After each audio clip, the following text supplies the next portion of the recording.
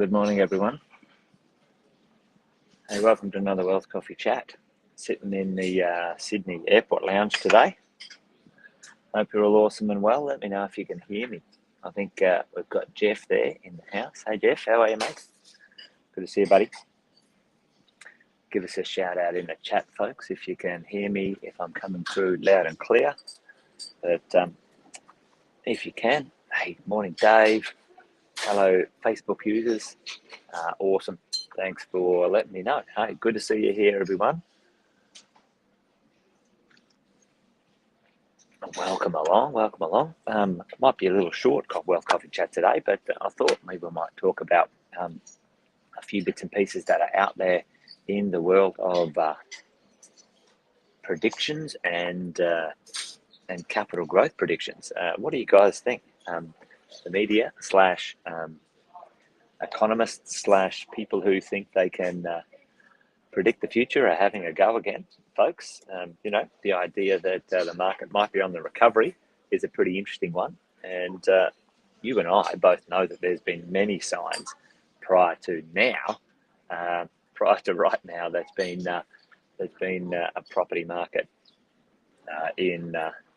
in severe undersupply and plenty of positive things going on. Our rents have been rising, our growth and our property had been significant over the previous few years. The last sort of 9 to 12 months of interest rate rises have slowed down property growth, but also that it's slowed down our supply. So, there we go. For us as property investors, there's plenty of good things on the horizon, but some of the latest data and statistics coming out, it's that springtime of the year as well. And what happens in springtime, folks? Does anybody know in the world of real estate, traditional real estate, what does springtime bring to the residential world of, same people. Yeah, I know. It's funny. They have a crack and say it's going to go down, and now they're going to say it's go up. Aaron, you're right, mate. So Aaron's called it right, folks. And the selling season. It's the selling season, and it's an interesting time of the year. Lots of buying, lots of selling, increased supply. Well, I wouldn't say increased supply, Brendan, but I know what you mean. You're saying increased sales volume. Yep, and certainly becomes one of the busiest times of the year. Now, there has been a small increase in the volume of sales and listings out there in the property marketplace, and predominantly based around, two factors. Number one, it's the normal time of the year to sell, come off the back of winter. Selling in winter is not really a great time often to get the best price. Springtime, people are, excited and out there. And also it's the time of auctions and auction clearance rates when it comes to the world of property investing. Check this out. I don't know if you can see that. Can you see it? All right, see what it says. There we go. Preliminary clearance rate rose across the board with Sydney lifting to 74%, highest, folks, highest since August, according to CoreLogic. And a Sydney house beats the reserve by more than $700,000. 700 grand, folks. 700 grand. So what's going on? What's happening? What's going to happen here? Why do we see things like this coming out right now?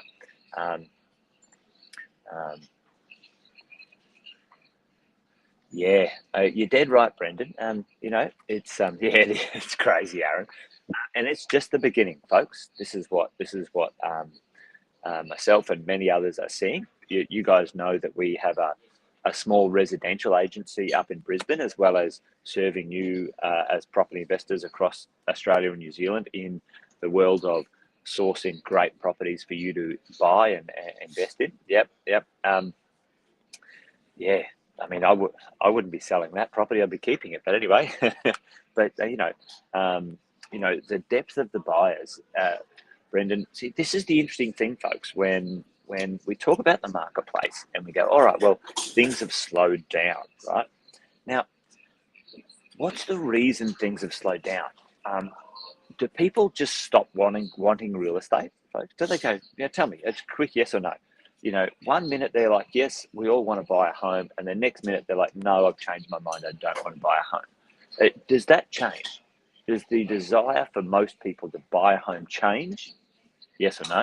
The answer is yep. The answer often, and it's not the investment, so not investing. So let's put investing aside. And Marcus, yep, you're right. No, the desire for an owner occupier to buy their home doesn't dissipate. Okay, it doesn't dissipate. They go, oh, I want to buy a home. I want to buy a home. So that market force, that market desire does not disappear. It doesn't disappear. It stays there. It doesn't act. Now, when, let's say, in the last 12 months, what has happened with buyers, owner-occupier purchases? And sometimes the fear might drive it down for sure. But the fear of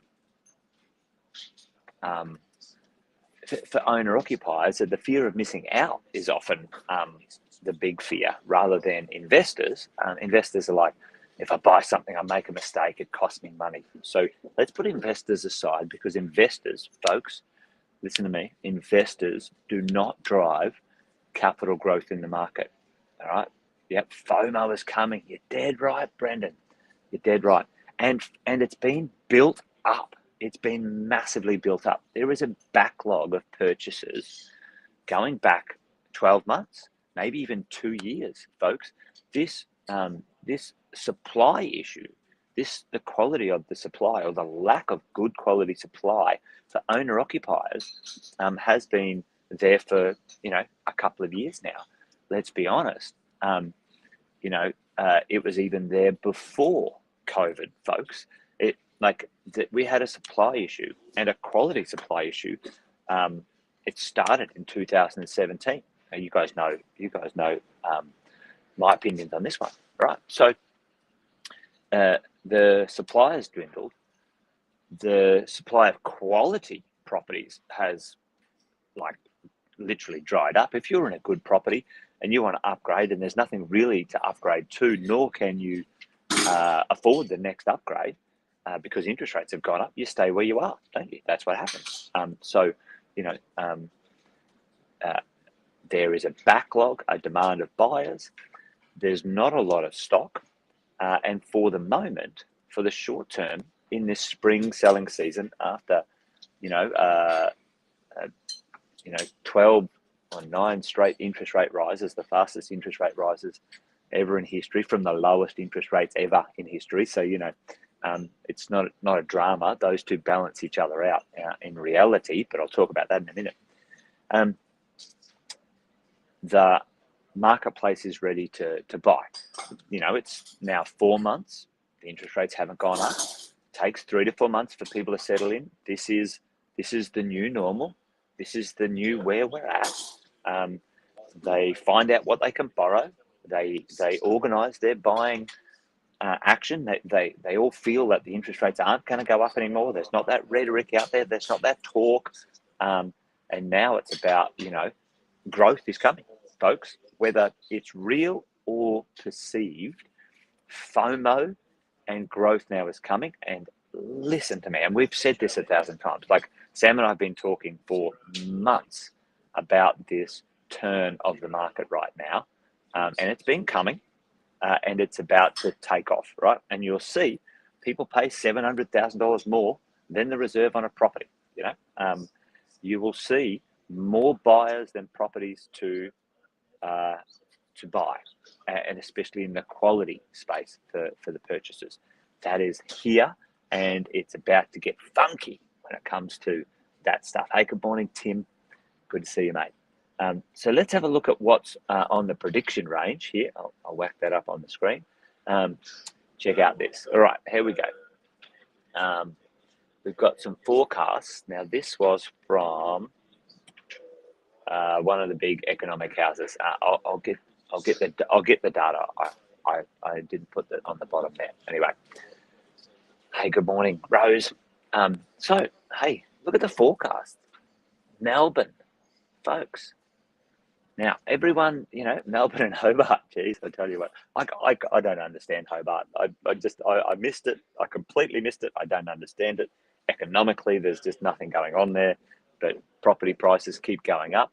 The lowest wages in the country. It defies all understanding for me. So I've just got to admit, I don't understand Tassie, so I'm not going to invest there. Sure, it's probably really low pricing driven by lack of supply, but it just doesn't have the infrastructure spending and the jobs for me. Anyway, but let's talk about the mainland. Have a look at that, folks. Have a look at Sydney and Melbourne the next couple of years, right? Okay, June 24, December 25. Now, these are predictions. Now, we all know what predictions are like, probably, pluck one out of the Netherlands and, have a go. Some of these are based on good information. And I think a bunch of this, for me, makes sense. It tracks with my understanding of the supply chain mechanisms, my understanding of the cost of money is going to go down. Folks, unless you've been living under a rock, the money is not very expensive, let's face it, in comparison to long-term averages. We're at a long-term average interest rate right now. Now, this is the thing. It's really interesting. We have this dysfunction, this mechanical dysfunction in our thought processes that something negative is more consequential than something positive, right? So, a few people had, 2 or 3 or more years of low interest rates, right? Now, the lowest interest rates in history, by the way, the lowest interest rates in history. Now, I didn't see people celebrating. I didn't see people saying, "Thank you, this is amazing. What a gift, what a miracle," right? I didn't see anybody saying that. Did you hear anyone saying, "What a miracle," right? No one said that. But however, on the flip side, when interest rates go up to normal long-term averages, everyone's carrying on like pork chops, because what happens psychologically, especially in and around money, something negative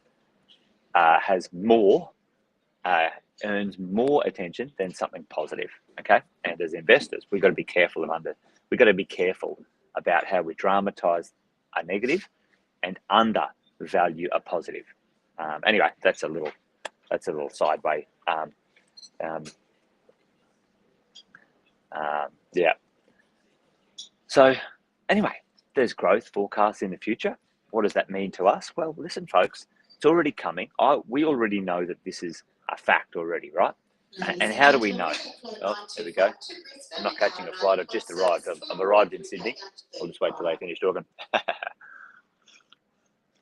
How do we already know that some of this information links with our information, your information, from good multiple sources of data and information?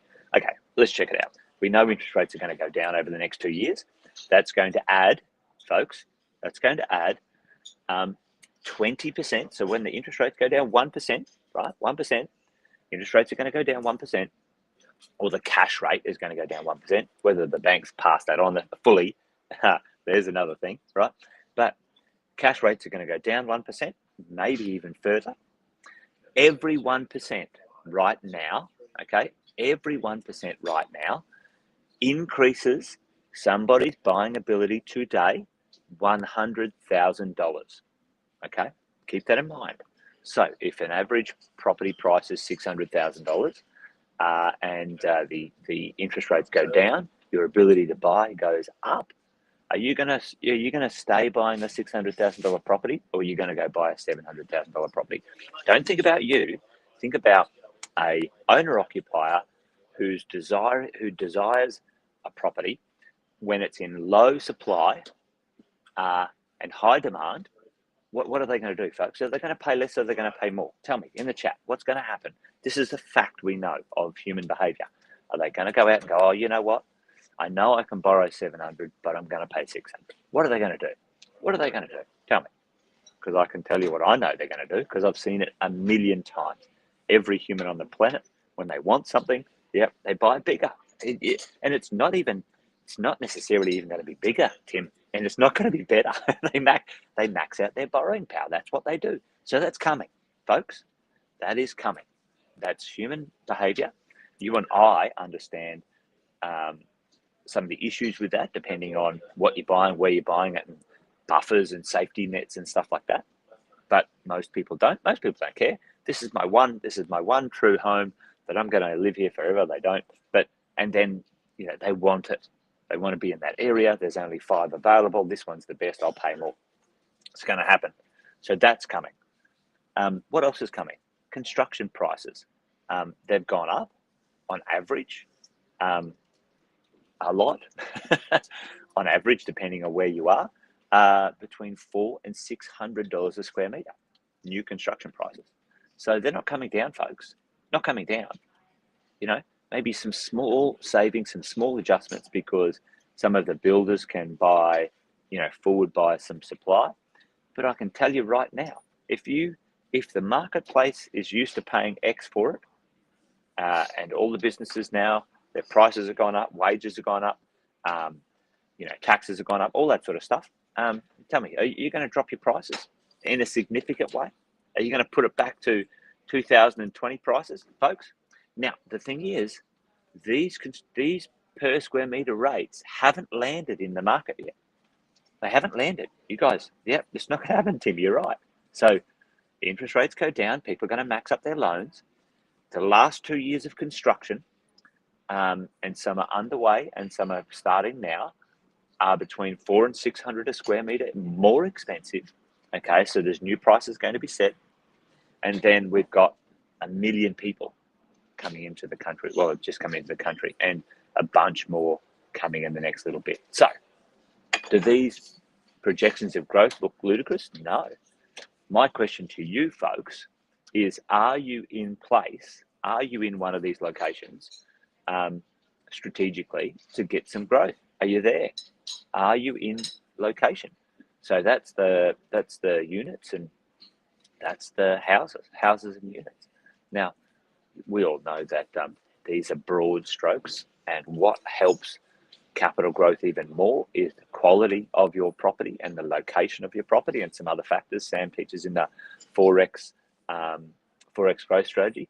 Perth looking good for sure. Get a piece of Perth. If you haven't got Perth, listen, if you haven't got Brisbane, Sydney, Melbourne or Perth, those 4 are the long-term winners, folks. Absolutely. So maybe it's time. Maybe it's time to get a deal done, folks, no matter what it takes, depending on your buffers and your buying power and all that sort of stuff at the moment. Anyway, there you go. That makes sense. That makes sense. I said I was going to have a short chat with everyone today. That is that. Brendan, you're dead right, mate. You're dead right. Well, they are what I call the number one menace, right? The number one eroder of wealth, the government, right? The government. And they're just throwing their hands in the air. They're like, we've shit the bed. But anyway, I'll save that for another wealth coffee chat. Yes, you got to do your research. You got to know what you're getting in for. You got to work with, if you're going to buy new, you got to work with brand centric, quality builders and developers. If you're going to buy second hand, you're going to make sure get your building inspections done and all that sort of stuff. So make sure you chat with your coaches and your advisors when you get yourself organised for that. Anyway, folks, there we go. I'm done. Wealth Coffee Chat done and dusted for today.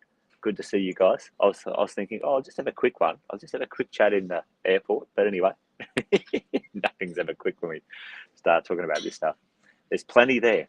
My chat to you is, if you're in place, you've got growth coming, and make sure you keep your rents up. If you're not in place, well, maybe it's time to do that. Maybe it's time to get in there. Maybe it's time to take a position in Perth or Brisbane or Melbourne or Sydney if you haven't purchased yourself a property in one of those locations just yet. All right, folks, that's it. Good to see you. You guys take care. Join me tomorrow for another one if you want to hang out. You guys know the drill. 8:10. Well, all right. Well, then chat then. See you, folks. Bye-bye.